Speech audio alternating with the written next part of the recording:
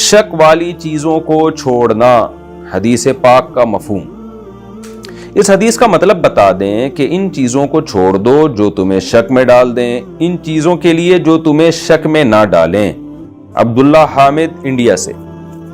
جناب عبداللہ صاحب، حدیث کے الفاظ ہیں دع ما یریبک الی ما لا یریبک، ایسی چیز کو جس میں شک نہ ہو چھوڑ دو، ایسی چیز کو جس میں شک ہو چھوڑ دو اس چیز کی طرف جس میں شک نہ ہو۔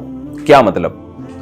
حدیث کا مطلب یہ ہے کہ آپ کے سامنے دو کام ہیں، ایک کام ایسا ہے جس کے کرنے میں فائدہ کم ہے لیکن نقصان کا کوئی اندیشہ نہیں ہے، ایک کام ایسا ہے جس کے کرنے میں فائدہ بہت ہے لیکن نقصان کا بھی خطرہ ہے، اس میں شک پڑ گیا نا کہ یار پتہ نہیں ایسا نہ ہو لینے کے دینے ہی پڑ جائیں، تو یقینی چیز کو لینا چاہیے جس میں 100% یقین ہے، اور جس میں شک ہے اس کو اس طرف چھوڑ دینا چاہیے، یعنی شک والی چیز کو چھوڑ کر ایسی چیز کی طرف چلے جاؤ جس میں تردد نہیں ہے۔ تو پہلے اپنے آپ کو نقصان سے بچانا ضروری ہے۔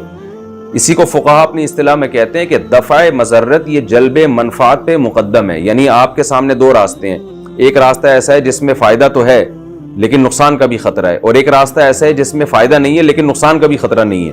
تو بھئی جس میں نقصان کا خطرہ نہیں ہے وہ کام کر لو، کیونکہ اپنے آپ کو نقصان سے بچانا، اس کی فکر یہ زیادہ ضروری ہے اپنے آپ کو فائدہ پہنچانے کی نسبت۔ تو اسی طرح بعض جگہ یہ ہوتا ہے کہ ایک راستہ ہے ڈینجرس ہے لیکن شارٹ راستہ ہے، ایک راستہ ہے لمبا ہے لیکن اس میں امن ہے، کوئی خطرہ نہیں ہے۔ تو جو شارٹ راستہ ہے نا، اگرچہ شارٹ ہے، آپ ٹائم جلدی پہنچ جائیں گے منزل پر، لیکن خطرہ ہے اس میں کہ بھئی آپ لٹ نہ جائیں، کوئی نقصان نہ ہو جائے۔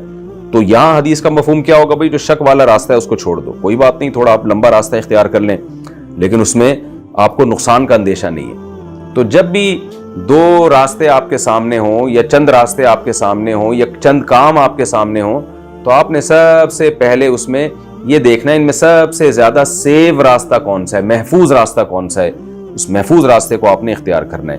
اسی طرح شریعت کے معاملے میں بھی ایسا ہی ہے کہ ایک چیز مشکوک ہے، ایک کھانا ایسا ہے جو مشکوک ہے، ایک کھانا ایسا ہے جس میں شک ہی نہیں ہے، بالکل 100% پاک ہے، تو بھئی آپ مشکوک کو چھوڑ کر وہ کھاؤ نا جو بالکل حلال ہے، جس کو سب جائز کہتے ہیں یا آپ کو بالکل اس کے جائز ہونے پر اطمینان ہے۔ تو یہ زندگی کے ہر پہلو میں یہ حدیث کام آتی ہے۔